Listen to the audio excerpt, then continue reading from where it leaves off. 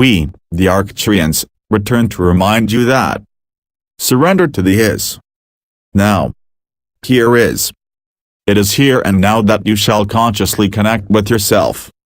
Your multidimensional self is. Your multidimensional self exists here and the now. You have been trained from your many incarnations in a third-dimensional reality that you must wait. You had to wait because there was time, and it was not the right time for you to receive what you wanted now. Therefore, you learned to wait. If you were very patient, as patience was a commendable virtue, you would get what you wanted.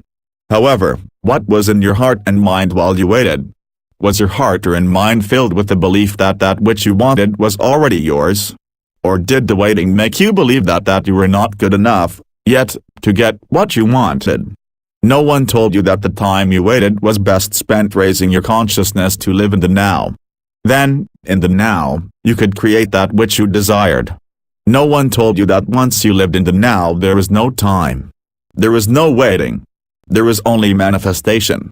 Within the now, you are infinitely one with all that you believe you desire. Hence, once you seek that which you desire, it is instantly within you. The process of wanting is a passive process. On the other hand, the process of manifesting is an active process of total vigilance over your every thought and emotion. Manifestation does not take any training. You manifest what you want every day, in fact, every minute. If you were to be totally aware of your thoughts and emotions, you would realize how they become manifest in your life. How often have you feared that something would go wrong and it did? How often have you feared that you would not get what you wanted, and you did not get it? Now we ask you, how often have you held your desired manifestation in your heart or in mind and fed it every day, every minute, with your own unconditional love? And did you manifest that which you unconditionally loved? Of course there are parts of life that blindside you, such as a good thing coming out of the blue or a bad thing coming from nowhere. These manifestations are created on an unconscious or superconscious level of your being and are often contracts that you made before you entered a current earth vessel. Some of these contracts may seem very harsh to your present reality. Thus, you must remember that just as you forget how wonderful the higher worlds are, the you in those higher worlds forgets how difficult life is in the physical world. Fortunately, once you are in connection with your higher self, you gain a higher perspective through which you can understand why those things occurred in your life. From this higher perspective you can easily perceive how your thoughts and emotions constantly create patterns of energy within your aura that waft out into your daily life. We ask that you take a moment to check out the patterns of energy within your aura right now. In fact, take a moment to close your eyes and think about something that you really want. Do you see how the concept of wanting creates energy patterns that collide and disappear? You see, wanting and manifesting are not the same energy. Wanting is not having and manifesting is having now. Now, think of a time that you manifested a desire. Do you see how the energy patterns flow cohesively in a united manner? When you believe that you can manifest your desires, you focus on the joy and fulfillment of being the creator of your own life.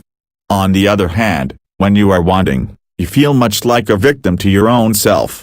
Why do you dare to want that thing? Who do you think you are that you can have that thing?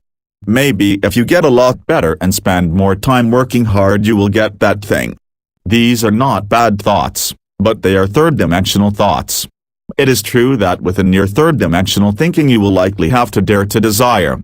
It is true that in your physical world you may think that you are not good enough and have to take time to get better.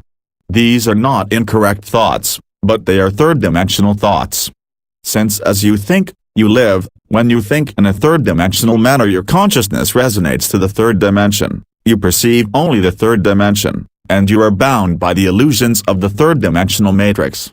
Beloved ones wearing an earth vessel, we want to remind you again that you are not third-dimensional. You logged into the 3D matrix and swiftly forgot your true self.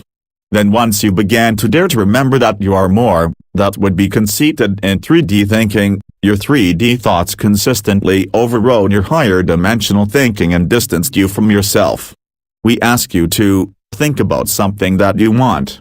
How does that wanting feel in your body?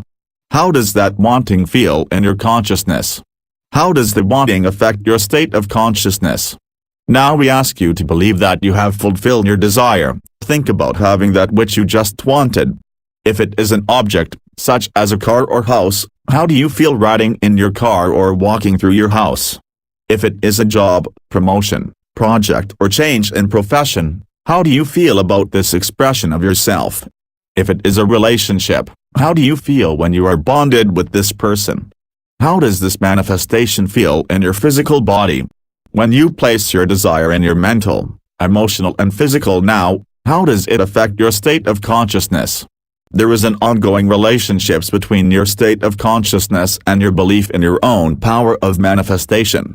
Therefore, if you are having difficulty raising your consciousness, then focus on believing that you are the creator of your life. Conversely, if you are having difficulty believing that you are the creator of your life, focus on raising your state of consciousness. In other words, do not fight with yourself. Instead, just move into a different area of your mind to look at the same thing from a different angle. Also, if you are exhausted, hungry, angry, tired or stressed in any manner, focus on clearing your stress. If you are preparing to run a race, you would stretch your body. Hence, when you are preparing to manifest your expectation, stretch your mind. Your mind is, in fact, the body of your consciousness. And your consciousness resonates to myriad frequencies of reality in which you can, and do, manifest your reality through the mastery of your mind. Remember that your mind is not your brain nor even just your thoughts. Your mind is your creative force that includes your thoughts, your emotions and your state of consciousness. In fact, your mind is actually your heart, mind. Your heart, mind is expressed through your crown and brow chakras in cooperation with your heart and high heart chakras. Your heart, mind thinks and feels your highest creativity, which is expressed through the higher dimensional communication of your throat chakra. Your throat chakra is not limited to just your speech and hearing. In fact, your higher dimensional communications are expressed and shared with others through your creative force of speaking, singing, playing an instrument, writing, dancing, athletics, gardening, etc., etc. With your heart, mind and throat joined in this manner you open a portal of manifestation. You will ground this portal into the body of Gaia and then through your physical body via your solar plexus, navel and root chakras. Your chakras also transmute your thoughts and emotions into energy fields, which flow into your aura, out into your reality and into Gaia's biosphere. You can lie to yourself, but you cannot lie to your chakras. Often when you are having difficulty with a chakra, it is because you are trying to avoid a truth in your life. Then, the chakras that rule this area of your body become confused, as chakras cannot lie.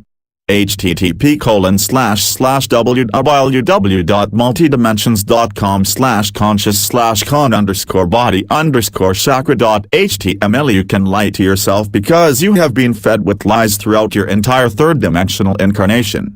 However, you cannot lie to your chakras or to your body any more than you can lie to your beloved dog or cat.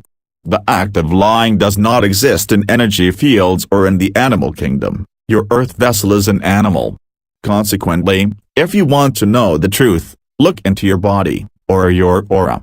For many of you, your physical brain has been trained to forget how to consciously interface with your body in the way that other animals do.